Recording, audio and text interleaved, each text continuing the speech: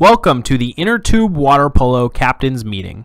Please remember that your team must have at least 6 players on the roster prior to the end of registration in order to be scheduled for games. As a captain, you have numerous responsibilities that contribute to everyone's enjoyment of the intramural program. The first and most important is that you understand all rules and policies and that you relay that information to your team members prior to competition. In the remainder of this video, we will review some of the basics of the program. However, should you have any questions or concerns, please email us at imsports@stolaf.edu. Remember that intramurals is a college-sponsored activity. Therefore, the administrative staff reserves the right to change any team name for any reason. Additionally, if a team name violates the college's code of conduct, the students involved may be charged by the dean's office. In most sports, during registration, you will have the option to set up time preferences for your team. When scheduling, we do our best to accommodate those preferences. However, it may not always be possible. If your team needs to make a schedule change, you must give at least 3 business days written notice for the reschedule to be considered. As with most things, the more notice you give, the better chance we will be able to accommodate. When games are canceled due to weather, we will look at the facility time and space available and do our best to make up those games. However, reschedules are never guaranteed. Your team's roster is an important responsibility for you as the team captain. For one thing, only players on the printed roster are eligible to play for your team in playoffs, so it is paramount that you get everybody added to the roster. Adding players to a roster is a 2-part process. First, you need to invite the players to the team on IM Leagues. Second, your teammates must accept the invitation by signing the electronic waiver. If a player is not on the roster, they can still sub or be added to the score sheet on site. However, they will need to present their student ID card to do so. Additionally, no team can have more than 2 club or varsity athletes in the same or a related sport. The rationale for this policy is to ensure that intramurals remains recreational in nature. If your team has questions or concerns about this policy, or would like an exception made, please email us.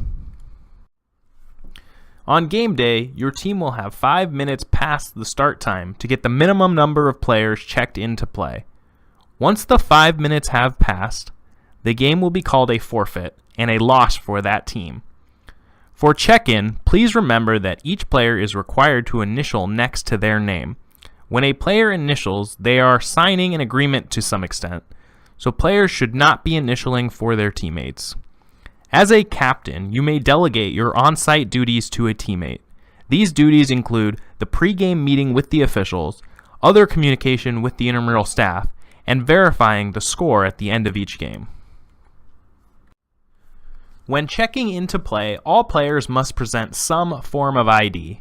If the player is listed on the roster, the intramural staff will accept anything with their name and picture on it.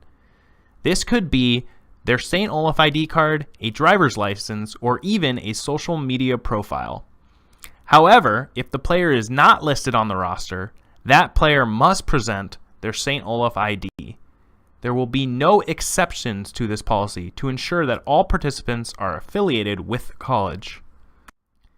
In intramural sports, there's nothing worse than showing up for your weekly contest only to find out that the opposing team will not be able to play. For this reason, it is your responsibility as a captain to inform the intramural office if your team needs to forfeit. This should be done by 5 p.m. or 2 hours prior to the game time, whichever is earliest. Your team will still be credited with a loss, but it will not count as a forfeit. This is important for playoff qualification purposes. Sportsmanship is of utmost importance in intramural sports. It is vital that all players are respectful of other participants, spectators, staff, and the facilities. Only the captain should be discussing decisions or calls with the officials, and this must be done in a respectful manner. Remember that our officials are students just like you, and they will make mistakes. However, incorrect calls do not justify verbal abuse, harassment, or threats towards the intramural staff. Thus, that type of behavior will not be tolerated. At the end of each season, a playoff bracket will be offered to crown the season's champion. The amount of facility time will determine how many teams will make the playoffs. At the discretion of the intramural staff, teams who have forfeited or had discipline issues may be disqualified from the playoffs. Remember that teams cannot add players or utilize subs during playoffs. The intramural program will cancel outdoor games due to weather when field conditions are poor or safety is at a higher risk. For indoor sports, games will only be canceled if the weather causes the college or the facility to shut down for the time. When these issues occur, cancellation decisions will be made by 3 p.m. on the day of the game. Captains will be contacted via email or phone when time allows. If decisions are made last minute, the intramural staff may email all players directly. For questions and concerns regarding the program, our contact information is listed below. Email or phone is preferred for most issues. Should you need an in-person meeting, we suggest you email or call first to set up an appointment. Moving on to the inner tube water polo playing rules. While the game is played 6-on-6, teams may begin the game with 4 players. However, teams may not have more than 4 players of the same gender participating at any one time.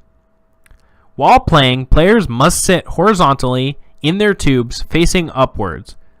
Please see the picture to the right for an example of how to sit in the inner tube. Inner tube water polo is played with 2 20-minute halves of running time and a 5-minute halftime. The clock will only stop for team or officials' timeouts. Each team is allowed 2 timeouts per game. During a live ball, timeouts may only be called by the team in possession of the ball. Either team may call a timeout when the ball is dead. The mercy rule will be 5 goals at 5 or fewer minutes remaining in the game. If both teams wish to continue and the officials deem the game safe and sportsmanlike, the game can be completed. Substitutes may only enter when permitted by the officials. Substitutions are permitted on any dead ball, and additional time will be given to allow a team to sub for the goalie. For this reason, please remember to alert the officials that a goalie sub is desired. However, the game officials can deny a goalie sub if they believe that the sub process is being used to delay the game. Possession rules in inner tube water polo are key for players to understand. Players are not allowed to hold the ball for more than 10 seconds or to hold the ball underwater at any time. Additionally, after a player has released the ball for a pass or shot, that player may not be the first to touch the ball again.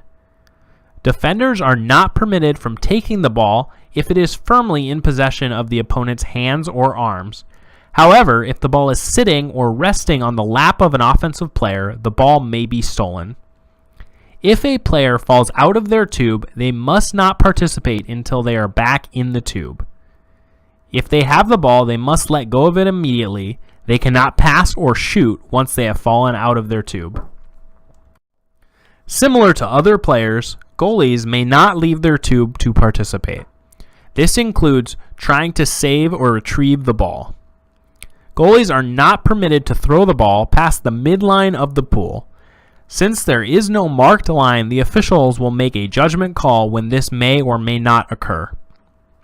After a score, the goalie may put the ball in play immediately unless a sub is requested by either team. Thank you for reviewing this captain's meeting. Remember to take the quiz to get credit for this meeting and have a great season.